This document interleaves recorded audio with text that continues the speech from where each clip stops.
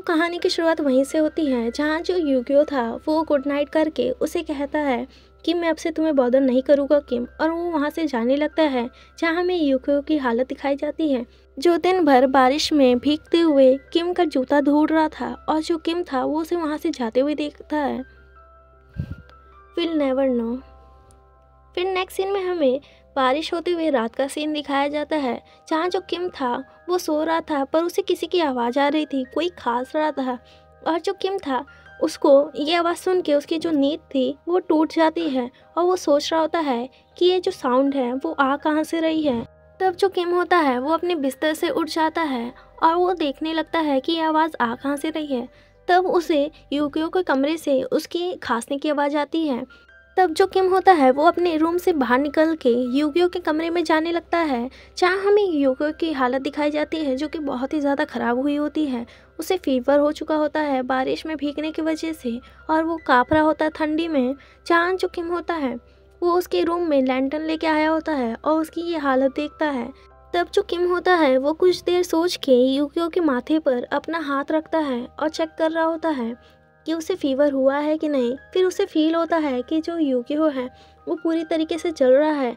जहाँ वो सोच रहा होता है कि किस तरीके से यूकियो उसका सूश ढूंढ रहा होगा उस कचड़े में, जहाँ फिर वो यूकियो को स्माइल करते हुए सोच रहा था।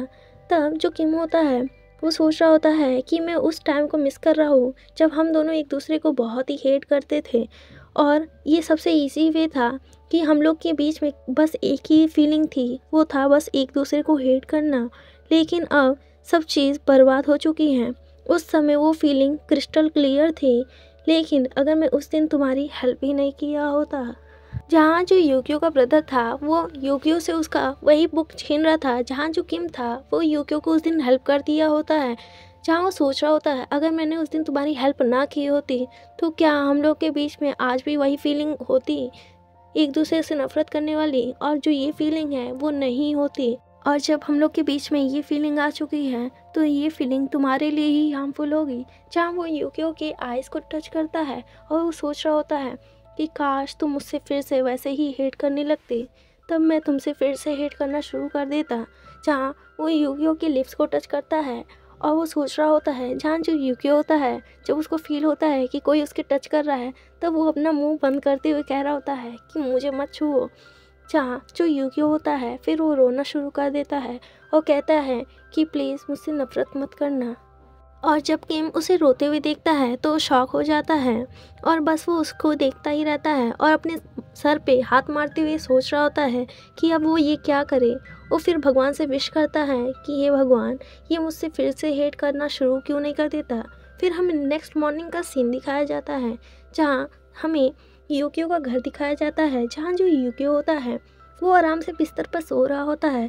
तब उसकी आइज़ खुलती है, वो सोच रहा होता है कि उसका सर बहुत ही ज़्यादा दर्द कर रहा है। तब जो यूकियो होता है उसका हाथ किसी चीज़ पर रखता है और जब यूकियो उस तरफ देखता है और वो उस चीज़ को देख के शॉक हो जाता है।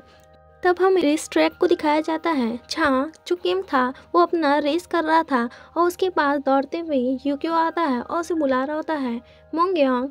जहाँ वो कहता है किम मोंगयोंग, जहाँ वो भी उसके साथ दौड़ते हुए कह रहा होता है क्या क्या तुमने मुझे ये चीज़ वापस दी है, क्या तुम मेरे रूम में इस इंक स्टोन को रखने आए थे।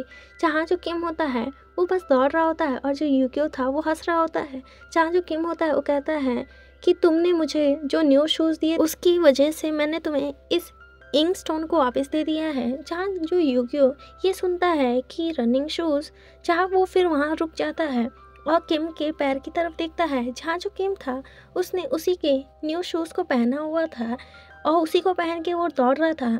जहाँ जो जिस समय जो यूकियो था वो उसे न्यू शूज़ ला के दिया था और कह रहा था एथलीट किम ये तुम्हारे लिए न्यू शूज़। जहाँ जो यूकियो था वो जब ये देखता है तो बहुत ही ज़्यादा हैप्पी हो जाता है और वो किम की तरफ देख रहा होता है और वो कहता है थैंक यू, अगर तुम्हें ये चीज़ पसंद आई, और थैंक यू मुझे इंक स्टोन देने के लिए, मुझे ये बहुत ही ज़्यादा पसंद है। और फिर हमें किम के मन से दिखाया जाता है कि उस समय वो चाहता था कि वो जो यूकियो है वो उसका रिएक्शन देख सके उस इंक स्टोन को लेके, जहाँ वो बहुत ही ज़्यादा हैप्पी होता हो, एक्साइटेड होता हो और उसकी वो स्माइल देखना चाहता था।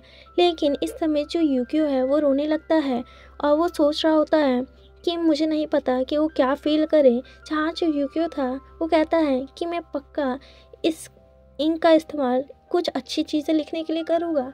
और जो किम होता है वो पीछे ना मुड़ते हुए बस आगे ही चला जाता है और वो सोच रहा होता है, मुझे लगता है कि मैं अभी कभी जान भी नहीं पाऊँगा कि यूकियो ने कैसा फेस बनाया है। और इसी के साथ चैप्टर 20 यहीं एंड होता है।